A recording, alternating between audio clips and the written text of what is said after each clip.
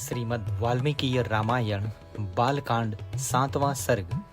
राजमंत्रियों के गुण और नीति का वर्णन। इक्ष्वाकु वंशी वीर महामना महाराज दशरथ के मंत्री जनोचित गुणों से संपन्न 8 मंत्री थे, जो मंत्र के तत्व को जानने वाले और बाहरी चेष्टा देखकर ही मन के भाव को समझ लेने वाले थे। वे सदा ही राजा के प्रिय एवं हित में लगे रहते थे, इसीलिए उसका यश बहुत फैला हुआ था। वे सभी शुद्ध आचार विचार से युक्त थे और राजकीय कार्य में निरंतर संलग्न रहते थे। उसके नाम इस प्रकार है: दृष्टि, जयंत, विजय, सुराष्ट्र, राष्ट्रवर्धन, अकोप, धर्मपाल और 8वें सुमंत्र, जो अर्थशास्त्र के ज्ञाता थे।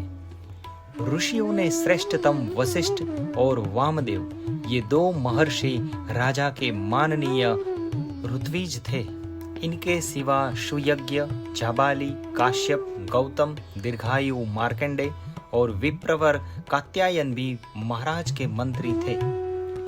इन ब्रह्मर्षियों के साथ राजा के पूर्व परंपरागत ऋत्विज भी सदा मंत्री का कार्य करते थे। वे सब के सब विद्वान होने के कारण विनयशील, सलज्ज, कार्यकुशल, जितेंद्रिय, श्री संपन्न, महात्मा, शस्त्र विद्या के ज्ञाता, सुदृढ़, पराक्रमी, यशस्वी, समस्त राज कार्यों में सावधान, राजा की आज्ञा के अनुसार कार्य करने वाले, तेजस्वी, क्षमाशील, कीर्तिमान तथा मुशकरार बात करने वाले थे। वे कभी काम, क्रोध या स्वार्थ के वशीभूत होकर झूठ नहीं बोलते थे।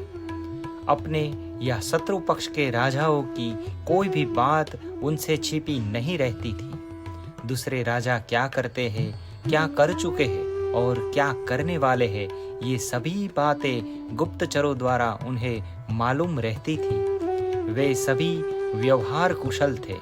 उनके सौहार्द की अनेक अवसर पर परीक्षा ली जा चुकी थी। वे मौका पड़ने पर अपने पुत्रों को भी उचित दंड देने में भी नहीं हिचकते थे। कौश के संचय तथा चतुरंगिणी सेना के संग्रह में सदा लगे रहते थे। शत्रु ने भी यदि अपराध न किया हो तो वे उनसी की हिंसा नहीं करते थे।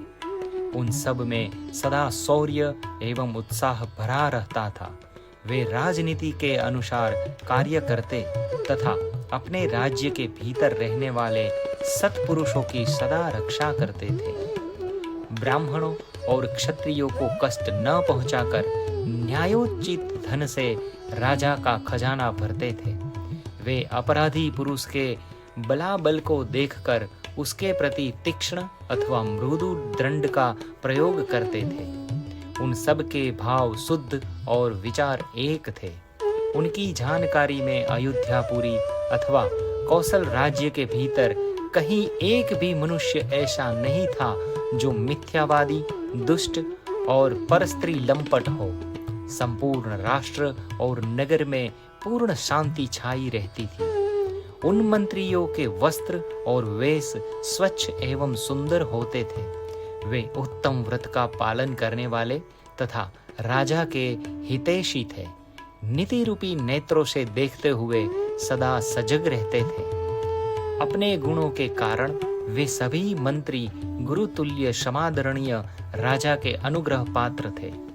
अपने पराक्रमों के कारण उनकी सर्वत्र ख्याति थी। विदेशों में भी सब लोग उन्हें जानते थे। वे सभी बातों में बुद्धि द्वारा भली भांति विचार करके किसी निश्चय पर पहुंचते थे।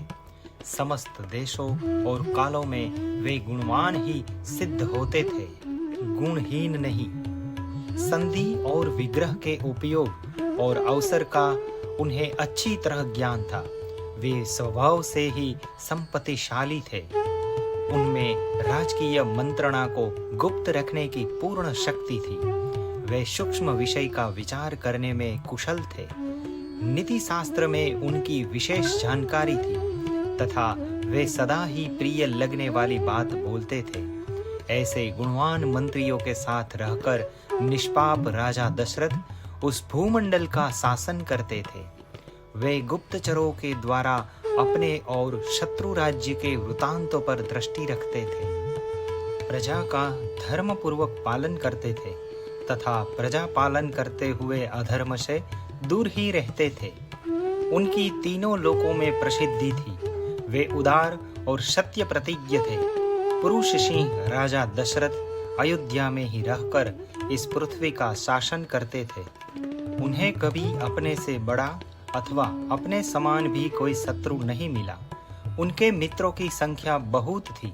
सभी सामंत उनके चरणों में मस्तक झुकाते थे। उनके प्रताप से राज्य के सारे शत्रु एवं चोर आदि नष्ट हो गए थे।